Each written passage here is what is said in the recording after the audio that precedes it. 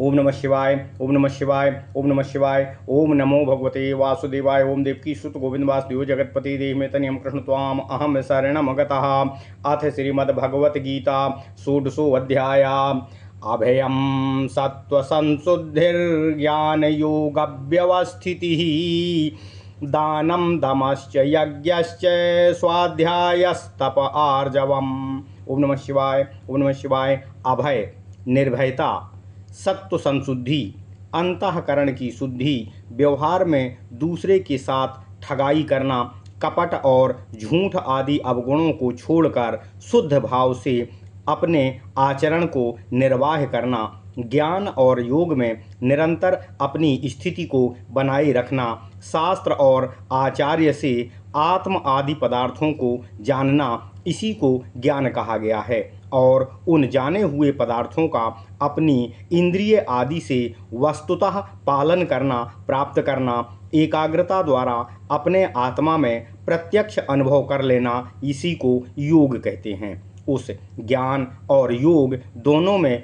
स्थिति अर्थात स्थिर हो जाना, तन्मय हो जाना, यही प्रधान सत्व की दैवीय संपदा होती है। और भी जिन अधिकारियों की जिस विषय में जो सत्व की प्रकृति हो सकती है वही कही जाती है। दान अपनी शक्ति के अनुसार अन्न आदि वस्तुओं का होता है। दम बाह्य इंद्रियों का संयम होता है। अंतःकरण की उपरामता को शांति के नाम से आगे कही जाएगी। यज्ञ अग्निहोत्र आदि, श्रौत्र यज्ञ और देव पूजन आदि स्मार्त यज्ञ होते हैं। स्वाध्याय अदृष्ट लाभ के लिए ऋक अर्थात वेद और शास्त्र आदि का अध्ययन स्वाध्याय कहलाता है। तप शारीरिक आदि तप जो आगे आपको बतलाया जाएगा। भगवान श्री कृष्ण अर्जुन से इस तरह कहते हैं, अहिंसा सत्यम क्रोधस्त्यागः शांतिर्पैशुनम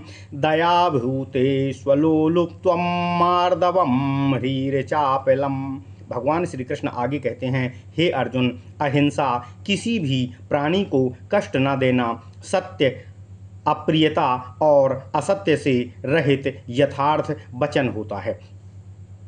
अक्रोध दूसरों के द्वारा गाली दी जाने पर या ताड़ना दिए जाने पर या कष्ट दिए जाने पर भी उत्पन्न हुए भाव को क्रोध कहते हैं और क्रोध को शांत कर लेना चाहिए। त्याग संन्यास, क्योंकि दान पहले भी कहा जा चुका है। शांति अर्थात अंतःकरण का संकल्प रहित होना। अपैसुन अर्थात अपैसुनता, किसी दूसरे के सामने पराये छिद्रों को प्रकट न करना अपैसुनता है, अर्थात चुगली न करना, किसी की निंदा न करना, यही अपैसुनता है। भूतों पर दया अर्थात दुखी प्राणियों पर कृपा करना चाहिए। आलोलुपता अर्थात विषयों के साथ संयोग होने पर भी इंद्रियों में उन विषयों के प्रति कोई विकार या आकांक्षा न होना। मार्दव अर्थात कोमलता और अक्रूरता का भाव सदा मन में रहना। ह्रीं अर्थात लज्जा और अचपलता, दोनों बिना प्रयोजन वाणी, हाथ, पैर आदि की व्यर्थ क्रियाओं को ना करना, यही ह्रीं कहलाती है। तेजः क्षमा धृति शौचम द्रोहो नातिमानिता भवन्ति संपदम दैवीमभिजातस्य भारत। भगवान श्री कृष्ण कहते हैं, हे अर्जुन, तेज अर्थात प्रागल्भ या तेजस्विता, चमड़ी की चमक अर्थात शरीर की कांति, क्षमा गाली दी जाने या ताड़ना दी जाने पर भी अंतःकरण में उस व्यक्ति के प्रति कोई विकार उत्पन्न न होना या उत्पन्न हुए विकार को भी मन से ही शांत कर देना। पहले अक्रोध में नाम से इसको कहा जा चुका है। क्षमा और अक्रोध में इतना ही भेद है। धृति अर्थात शरीर और इंद्रियों में थकावट उत्पन्न होने पर उस थकावट को हटाने वाली जो अंतःकरण की वृत्ति है उसी का नाम धृति होता है, जिसके द्वारा उत्साहित हुई इंद्रियां और शरीर कार्य में थकते नहीं हैं। शौच दो प्रकार की शुद्धि होती है, अर्थात मिट्टी और जल आदि से शरीर की बाहर की शुद्धि एवं कपट और राग द्वेष आदि भाव कि अंतर्मन की कालिमा का अभाव अंतर्मन की शुद्धि होती है। मन शुद्धि की निर्मलता रूप भीतर की शुद्धि। इस तरह से दो प्रकार की शुद्धि होती है, शारीरिक बाह्य शुद्धि और अंतर्मन की शुद्धि। अद्रोह अर्थात दूसरे का घात करने की इच्छा का मन में सदा ही अभाव होना, यानी किसी के प्रति क्रोध, हिंसा, द्वेष, बैर आदि ना करना। अतिमानिता का अभाव अर्थात अपने प्रति किसी के द्वारा मान का भाव रखना अतिमान होता है। वह जिससे हो वह अतिमानी होता है, उसका भाव अतिमानिता होती है। उसका जो अभाव है वह नातिमानिता होती है, अर्थात हम किसी से भी अपने प्रति मान और सम्मान का अतिमान भाव न रखें। किसी के प्रति स्वयं को पूज्य का भाव न माने। हे भारत, भगवान श्री कृष्ण कहते हैं, हे अर्जुन, अभय से लेकर यहाँ तक कि ये सभी लक्षण संपत्ति युक्त उत्पन्न हुए पुरुष में ही होते हैं। कैसी संपत्ति से युक्त पुरुष में होते हैं? जो दैवी संपत्ति को साथ लेकर उत्पन्न हुआ होता है, अर्थात जो देवताओं की विभूति के योग्य का पात्र होता है और भविष्य में जिसका कल्याण होना निश्चित होता है, उस पुरुष में ये लक्षण द्रष्टव्य होते हैं। दंभो दर्पोतिमानश्च क्रोधः पारुष्वमेव च अज्ञानं चाभिजातस्य पार्थ संपदमासुरीम। भगवान श्री कृष्ण आगे कहते हैं, हे अर्जुन, दंभ अर्थात धर्मध्वजीपन, अर्थात अपनी कीर्ति को अपने साथ लेकर चलने वाला व्यक्ति। दर्प अर्थात धन, परिवार आदि के निमित्त होने वाला गर्व और अभिमान आदि। अतिमान अर्थात अपने प्रति दूसरों से सम्मान प्राप्त करने की आकांक्षा, अपने प्रति पूज्य का भाव। क्रोध और पारुष्य यानी कठोर वचन बोलने का भाव करने को अच्छे नेत्रों वाले कुरूप को रूपवान और हीन जाति को भी उत्तम जाति वाला बना देता है।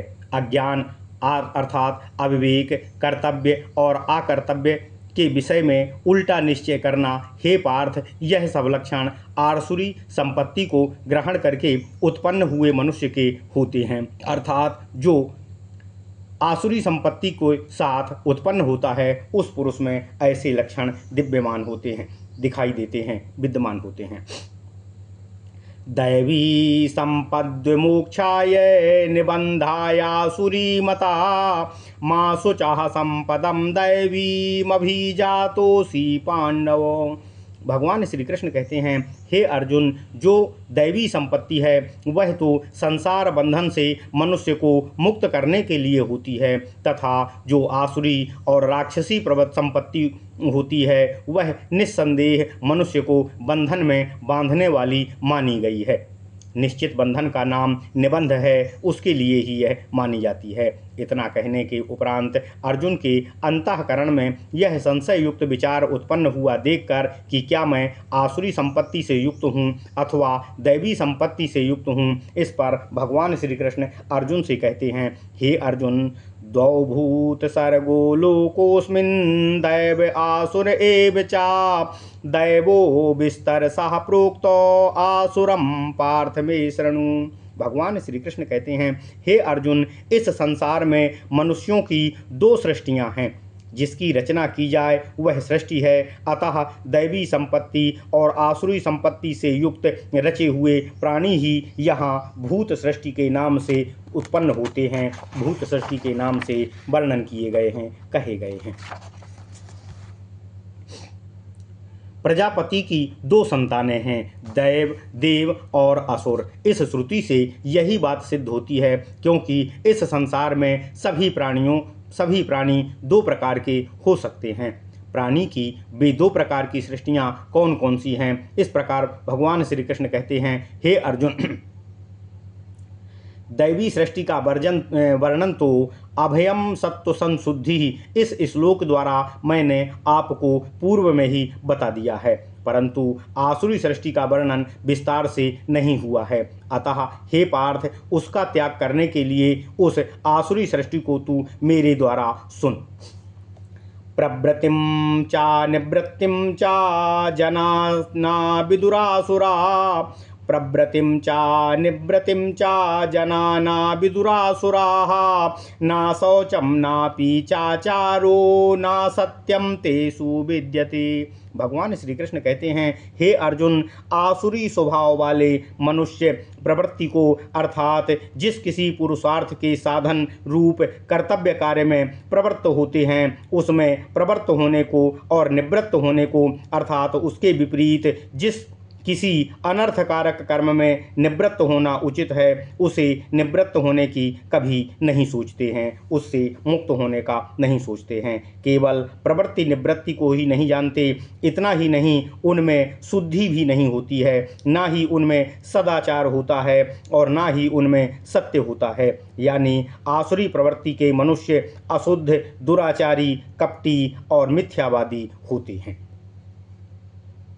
असत्यं प्रतिष्ठं ते जगदाहुर्नीश्वरम् अपरस्परसंभूतं किमन्यात् कामहेतुकम्। भगवान श्री कृष्ण कहते हैं, हे अर्जुन, वे असुर स्वभाव वाले मनुष्य कहा करते हैं कि जैसे हम झूठ से भरे हुए हैं वैसे ही यह संपूर्ण संसार भी झूठ और प्रतिष्ठा रहित है, अर्थात धर्म अधर्म आदि इसका कोई आधार नहीं है। अतः यह धर्म और अधर्म से निराधार है तथा अनीश्वर है, अर्थात पाप पुण्य की अपेक्षा से इसका शासन करने वाला कोई एक स्वामी अर्थात ईश्वर नहीं है। अतः यह जगत बिना किसी स्वामी अर्थात बिना किसी ईश्वर के ही स्थित है तथा काम से प्रेरित हुए स्त्री पुरुषों का आपस में संयोग ही जाने से ही काम प्रेरित हुए स्त्री पुरुषों का आपस में संयोग हो जाने से ही यह संपूर्ण जगत उत्पन्न हुआ है, इसकी सृष्टि हुई है। अतः इस जगत का कारण केवल काम है, अर्थात स्त्री और पुरुष के संयोग ही है। दूसरा और क्या हो सकता है, अर्थात इसका धर्म और अधर्म आदि कोई दूसरा अदृष्ट कारण नहीं है, केवल काम ही इस संसार की सृष्टि का मूल कारण है।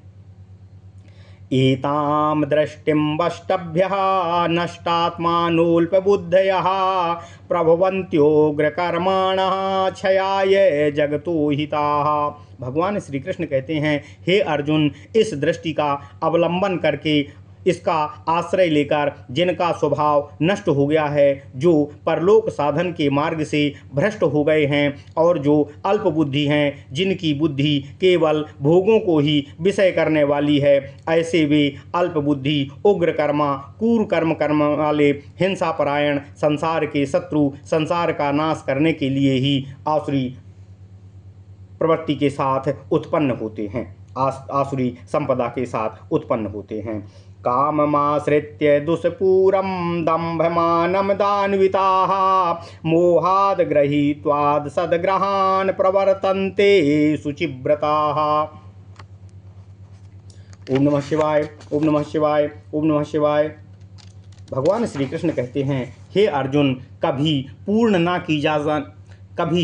ना की जाने वाली दुष्पूर कामना का इच्छा विशेष का आश्रय अवलंबन कर पाखंड, मान और मद से युक्त हुए ये अशुद्धाचारी, जिनके आचरण बहुत ही बुरे होते हैं, ऐसे मनुष्य मोह से, अज्ञान से, मिथ्या आग्रहों को अर्थात अशुभ सिद्धांतों को ग्रहण करके स्वीकार करके इस संसार में अपना बरतते हुए आचरण करते हैं, जीवन निर्वाह करते हैं।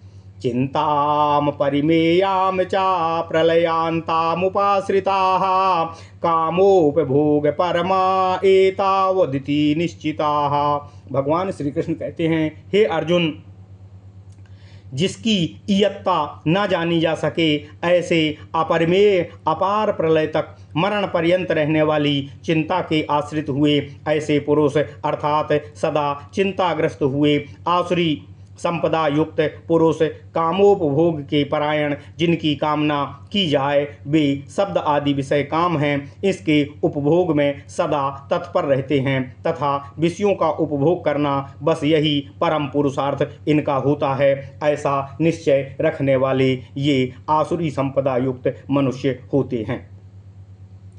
आशापाशशतैर्बद्धाः कामक्रोधपरायणाः ईहन्ते कामभोगार्थो मन्यायेनार्थसञ्चयान्।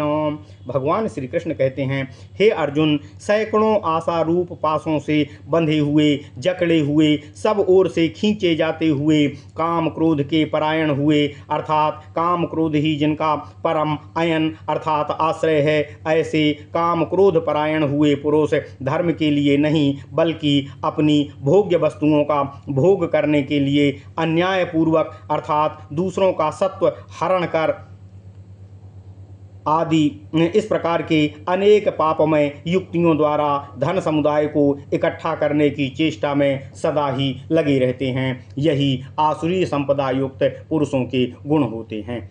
इदमद्य मया लब्धो मिदं प्राप्स्यसे मनोरथम इदमस्तीदमपि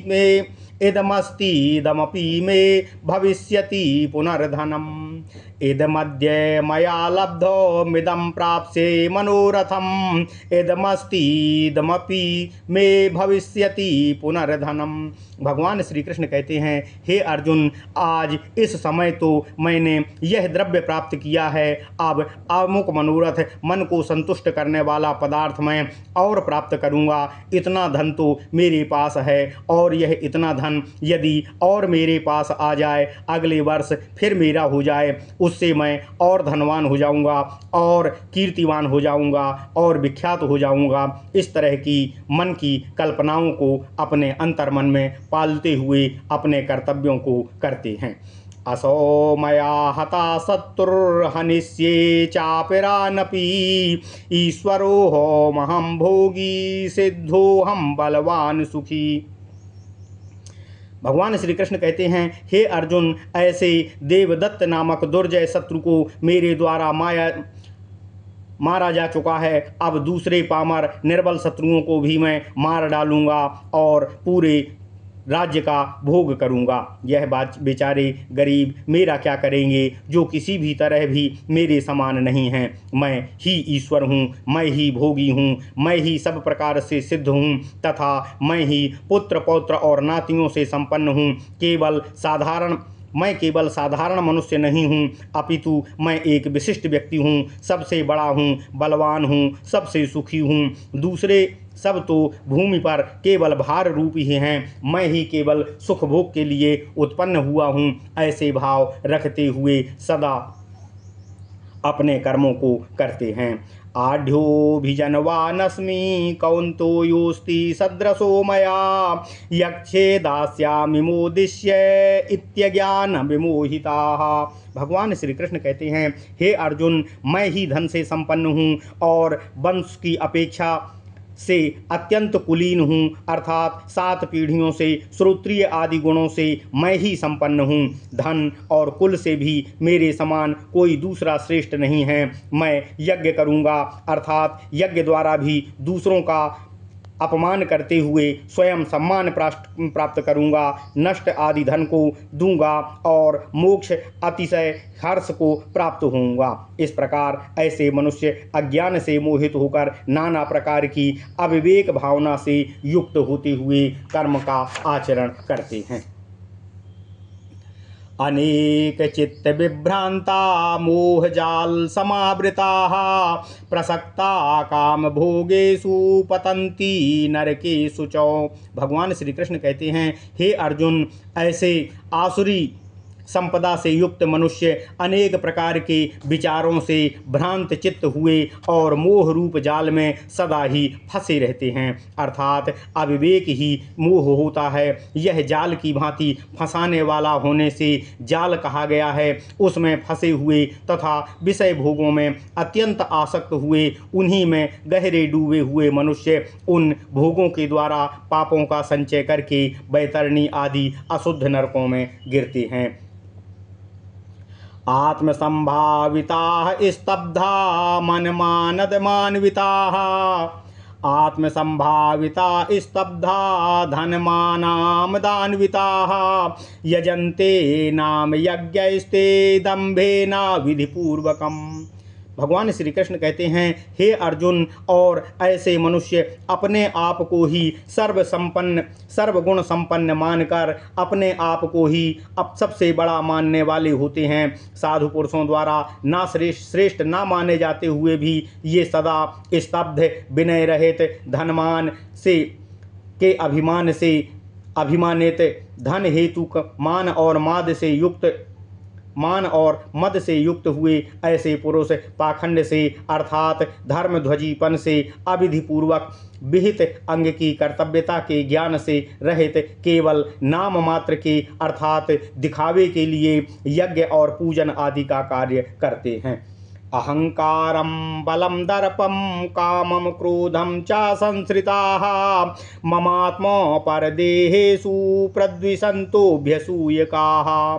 भगवान श्री कृष्ण कहते हैं, हे अर्जुन, अहंकार अर्थात मैं हम करने वाला जो भाव होता है वही अहंकार होता है, जिसके द्वारा अपने में आरोपित किए हुए विद्यमान और अविद्यमान गुणों से अपने को युक्त मानकर श्रेष्ठ मानकर हम हैं ऐसा मानता है, उसे अहंकार कहते हैं। यह अविद्या नाम का बड़ा ही कठिन दोष होता है जो मनुष्य के भीतर विद्यमान होता है। ऐसे दोषों का और समस्त अनर्थमय प्रवृत्तियों का मूल कारण यह अहंकार होता है। कामना और आसक्ति से युक्त, दूसरे का पराभव करने वाला, दूसरे को नीचा दिखाने वाला, दूसरे का अपमान करने वाला यह बल दर्प, जिससे उत्पन्न होने पर मनुष्य धर्म का अतिक्रमण कर जाता है और अधर्म के मार्ग में संयुक्त हो जाता है। अंतःकरण के आश्रित उस दोष विशेष को दर्प कहा जाता है। तथा स्त्री आदि के विषय में होने वाला काम और किसी प्रकार का अनिष्ट होने से होने वाला क्रोध, इन सब दोषों का तथा अन्यान्य महान दोषों को भी अवलंबन करने वाला होता है। इसके सिवा ऐसे मनुष्य अपने और दूसरे के शरीर में स्थित उनकी बुद्धि और कर्म के साक्षी मुझ ईश्वर से दोष करने वाले होते हैं। मेरी आज्ञा का उल्लंघन करके चलना ही मुझसे द्वेष करना कहा जाता है। वे ऐसा करने वाले होते हैं और सन्मार्ग में स्थित पुरुषों के गुणों को सहन न करके उनकी सदा निंदा करने वाले होते हैं। ऐसा आसुरी संपदा से युक्त प्राणी के गुण होते हैं। तानहं द्विषितः क्रूरान् संसारेषु नराधमान् क्षिपाम्याजस्रमंसु मानासुरीष्वेव योनिषु। भगवान श्री कृष्ण कहते हैं, हे अर्जुन, सन्मार्ग के प्रतिपक्षी और मेरे तथा साधु पुरुषों के साथ द्वेष करने वाले ऐसे सब अशुभ कर्मकारी क्रूर नराधमों को मैं बारंबार संसार में नरक प्राप्ति के मार्ग में, जो कि प्रायः क्रूर कर्म करने वाले व्याघ्र, सिंह आदि आसुरी योनियां हैं, उनमें ही सदा इनको जन्म देता हूँ, क्योंकि वे पाप आदि दोषों से युक्त होते हैं। क्षमापी इस क्रियापद का योनिसु के नाम संबंध स्थापित किया गया है। आसुरीम योनिमापन्ना मूढ़ा जनमनि जनमनि माम प्राप्यैव कौन्तेय ततो यान्त्याधमाम गतिम। भगवान श्री कृष्ण कहते हैं, हे अर्जुन, ऐसे मूढ़ अविवेकी जन जन्म जन्म में यानी प्रत्येक जन्म में आसुरी योनि को ही प्राप्त होते हैं, अर्थात जिनके तमोगुण की बहुलता होती है ऐसी योनियों में जन्म प्राप्त करते हैं। नीचे गिरते गिरते मुझ ईश्वर को ना पाकर उन पूर्व प्राप्त योनियों की अपेक्षा और भी अधिक अधम गति को प्राप्त होते जाते हैं। मुझे प्राप्त न होकर ऐसा कहने का मेरा तात्पर्य यह है कि मुझ ईश्वर द्वारा कहे हुए श्रेष्ठ मार्ग को भी ना पाकर, क्योंकि मेरी प्राप्ति की तो उनके लिए कोई आशंका ही नहीं होती है। ओम नमः शिवाय।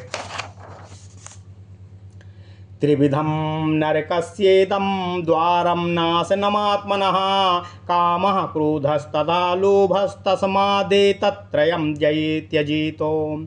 त्रिविधम नरकस्येदं द्वारम नाशनमात्मनः कामः क्रोधस्तथा लोभस्तस्मादेतत्त्रयं त्यजेतो। भगवान श्री कृष्ण कहते हैं, हे अर्जुन, आत्मा का नाश करने वाले ये 3 प्रकार के दोष नरक प्राप्ति के मूल द्वार होते हैं। इनमें प्रवेश करने मात्र से ही आत्मा नष्ट हो जाता है, अर्थात किसी पुण्य पुरुषार्थ के योग्य नहीं रह जाता। इसलिए ये तीनों आत्मा का नाश करने वाले मूल द्वार कहे गए हैं। वे कौन कौन से हैं? वे हैं काम, क्रोध और लोभ।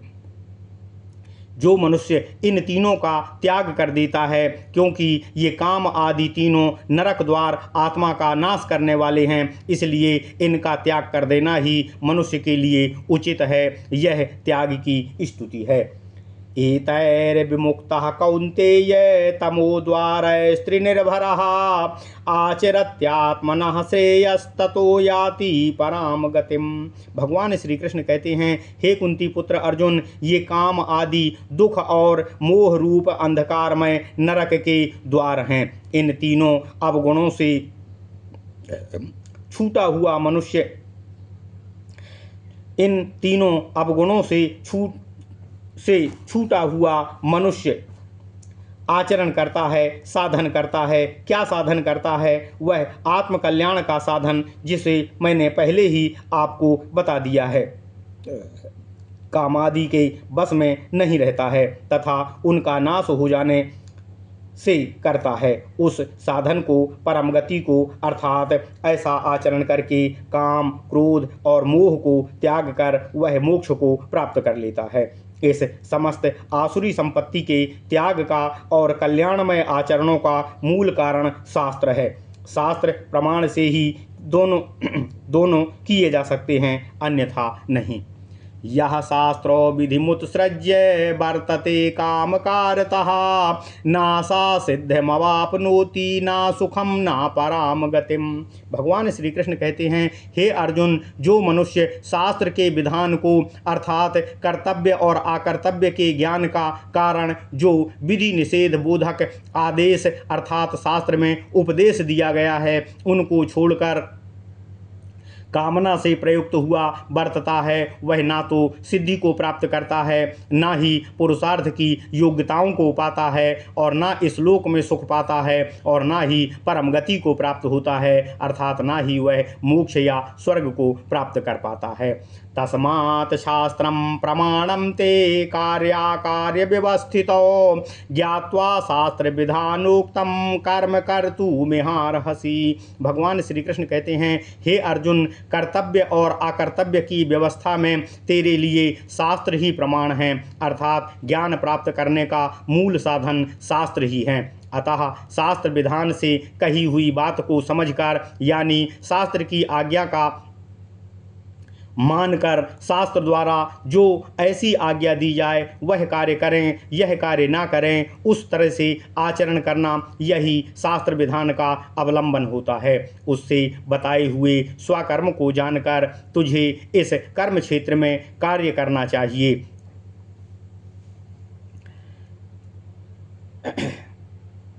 जिस भूमि में कर्मों का अधिकार है, उसका लक्ष्य करने वाला शास्त्र का अध्ययन करते हुए शास्त्र के अनुसार चलने वाला होता है, वही इसको प्राप्त करता है। ओम नमः शिवाय। ओम नमः शिवाय। इति श्री महाभारते सत्शास्त्रां संहितायां वैयासिक्यां भीष्म पर्वाणि श्रीमद्भगवद्गीतासु उपनिषत्सु ब्रह्म विद्यायां योगशास्त्रे श्री कृष्ण अर्जुन संवादे दैवासुर संपत्ति विभाग योगो नाम 16 अध्यायः। ओम नमः शिवाय। ओम नमः शिवाय। ओम नमः शिवाय। ओम नमो भगवते वासुदेवाय। ओम देवकी सुत गोविंद वासुदेव जगतपते देहिमेतनियं कृष्ण त्वाम अहम शरणं गतः।